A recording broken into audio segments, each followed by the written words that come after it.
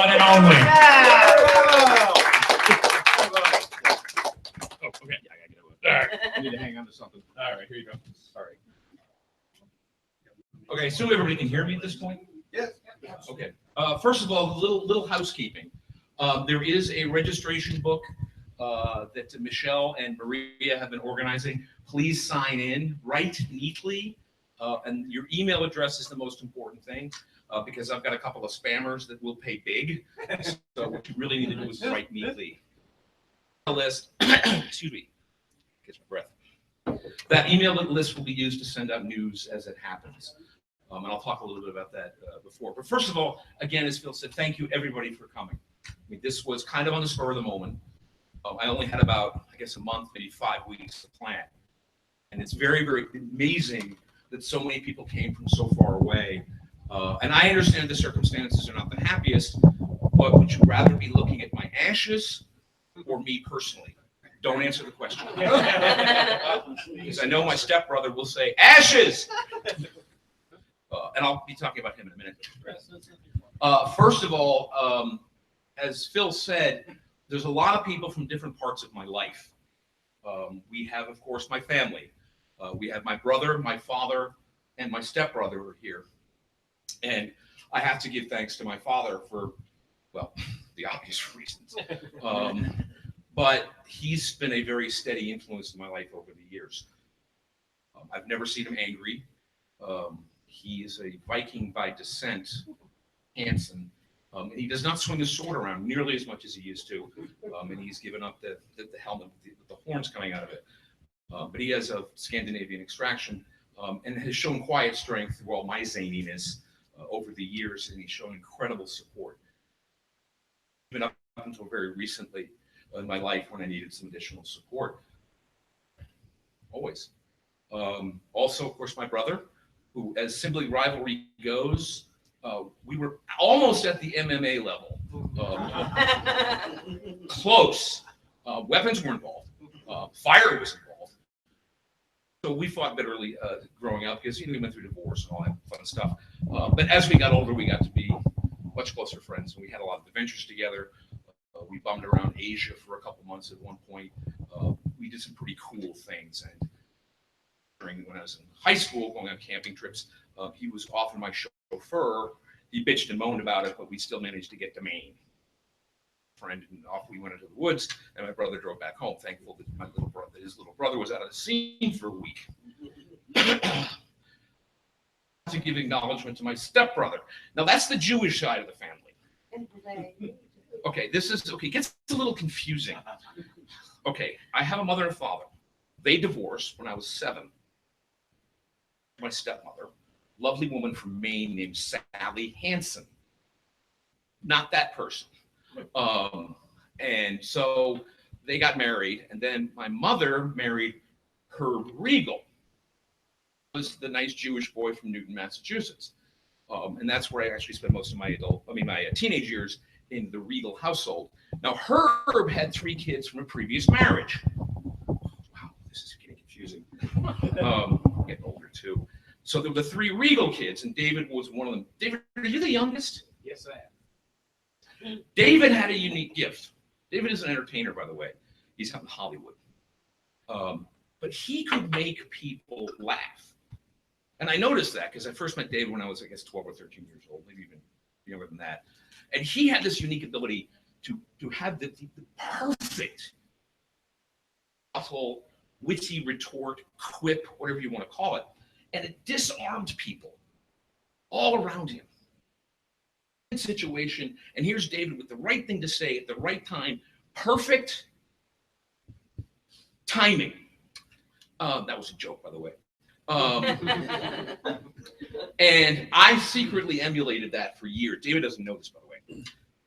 But I secretly emulated that for years. And I finally got good enough in high school to avoid a potentially expulsionary event by disarming somebody with the right quip and a witty retort to make them laugh. So I give David a lot of credit for that. Okay, now we come to a gap in my life. There's nobody from my college days here right now. It's the realm of my first marriage. Didn't get married then, but that kind of took all my social time. And that marriage ended, of course. And now we come to my local friends from here in South Florida. We all remained friends through your college years because that's one of the great reasons we got this one. So Very, very valid we point. didn't disappear after high school. We Right, stayed. right. So for the high school folks, as Phil had said, we have Phil Schwartz, we have Clayton Adams, who was actually briefly, but I was a boarding student briefly, and he was my roommate. Then we have Chaim, who we went to for the whole length of time, and there's a fourth guy named Sebastian Younger who could not make it because at 55 he has a newborn. Dumbass. Now, Sebastian will ultimately be seeing this video, and God love you, Sebastian, but you're really questioning your judgment. He wrote a couple of really good books. He wrote the book Perfect Storm, by the way. No kidding. Yeah, so this guy is not a stupid. He's a good writer. He's a very good writer. So there was sort of a bunch of us kind of palled around in high school. It was a very small high school. It's called Concord Academy. There was only 63 kids in the graduating class. They're very well.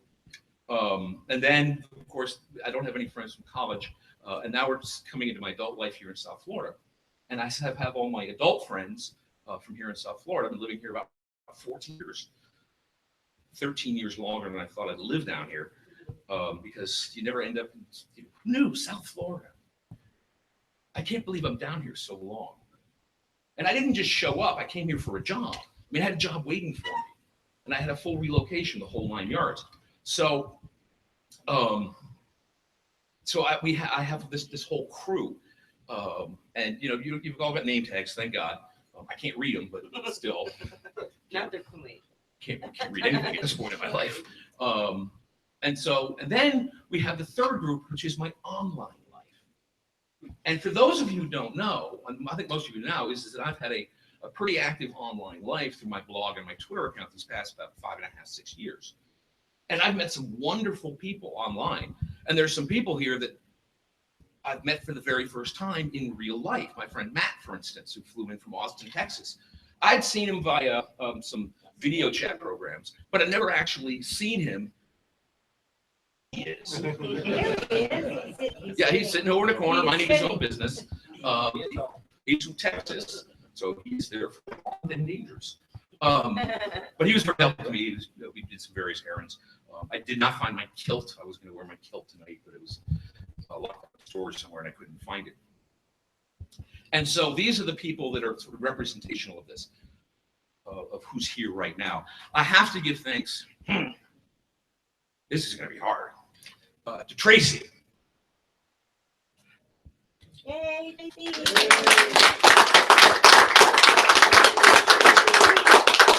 Tracy and I only just met in relative terms less than a year ago. And our first date was just over there at an ice cream place, which, by the way, for you single guys, I recommend ice for the first date. No, seriously, I really do. And I told her about my condition, my cancer. First of all, you got to have a real reason to wear an eye patch. Okay, so a real reason. I only have one eye. And I told her I have ocular melanoma. I lost my eyeball about 2 years ago as part of the treatment regime. But there's never a 100% chance that it's going to disappear. She took a chance. Now, I thought I had a couple, 3 years left in me. She did too. Well, turns out I don't. But she's there. I've seen her cry once. Just once over this. Remarkable. Absolutely remarkable. And frankly, I've been married twice. I won't talk about my Venezuelan period. What was I thinking? I just got to Florida. I mean, what did I know? She was Venezuelan. They raised them on ranches, to look good. She didn't know that. They shipped them into Caracas for the various beauty pageants.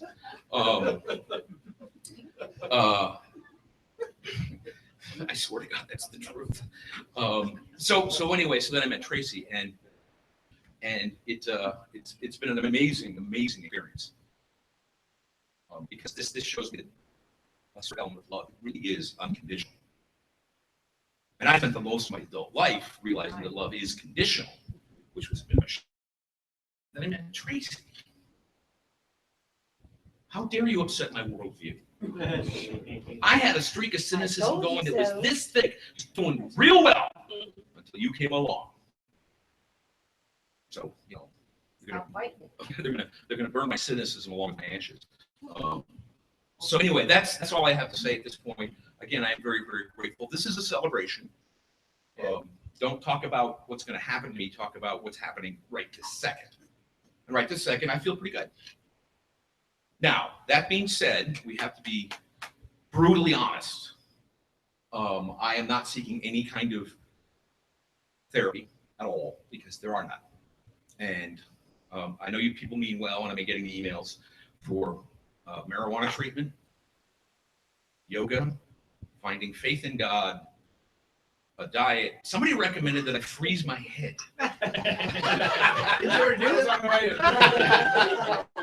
Thank you, David. That's impossible. That is, I know it's already too cold. No, I mean, so I'm getting you're very, too very. much. I like that.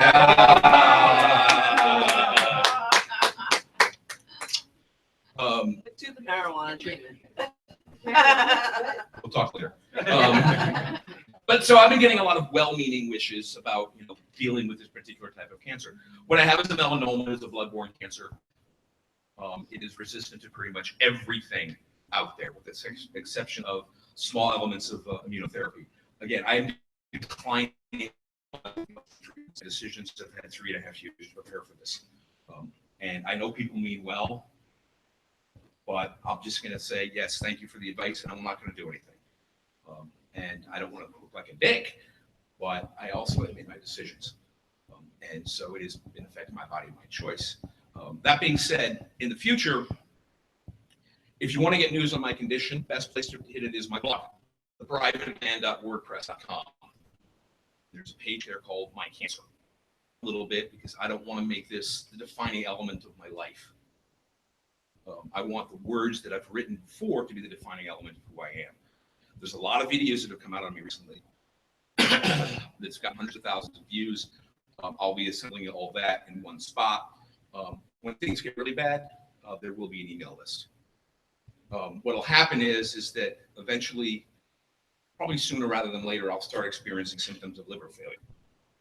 And this is the reality on the ground. I'm not gonna lie. And what will be a matter of days, at most weeks. So we have to be aware of that. This is why I'm having a party. Yay. I mean, this is what a great reason to have a party. Thank you. So to that end, drink, take Uber, or walk, or what have you. The staff here is very good. I know the staff. I know Skylar back there. Tip heavily and tip often, because whether they don't know it or not, they're actually paying for my cremation services. No, I'm just kidding. Bought and paid for. No, it has. I've already paid for it.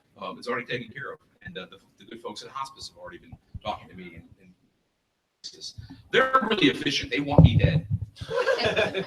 Well, think about it. It's hospice. So they want me dead. But they're very nice. They're just a little too efficient. They keep wondering about my bowel movements. Very important shit. Yeah, isn't that the shit? Yeah, they're really curious about the bowel movements. So on that happy note, enjoy the rest of the party. We'll be here till midnight or maybe later, who knows. We're combining this with something else. Tracy. No, you say the words. You say something. You say something. You say something. Okay, fine. All right. Do people know that my birthday's coming up? Yeah. I didn't know that. I didn't know. Yeah, it's March the 7th. It's like in just a few shit. days. All right. Right. So there's a cake over there, and a bottle of scotch, and leave the scotch behind. Don't touch the scotch. The cake here, everybody's welcome to. So yes, I mean, I suppose we could sing happy birthday, but it seems kind of. Let's do that. I can't do that. I can't have what's happy birthday to me. Yep. Right now.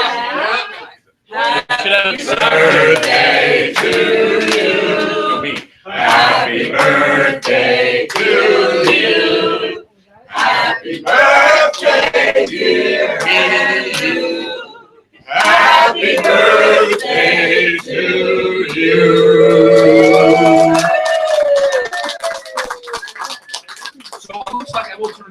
65, and since I live in South Florida, suddenly I have many more housing options available for me. There you go. Because everywhere down here is Aw, 55 plus, so here we go. Aw, Make it happy. make a wish. I've been healed. No, sorry, just kidding. Okay, so anyway, so we're going to be cutting cake, we're going to be mingling, and if you all haven't met each other, just walk around and meet each other. Pretty cool, huh? Thank and, you. And Paulette, by the way, the microphone can be yours at any time tonight. So it's up to you. I'll leave it at that. Paulette is actually a professional singer. Some years ago, she won the Best of the United Kingdom for a singing contest on TV, sort of like American Idol. Say that, but her. Yeah, she's from Birmingham, so speaks local. So, and again, you know, if you got any questions about what I'm dealing with or how, you know, whatever, just, you know, interrupt me. That's about it. And thank you. Thank you. Thank you.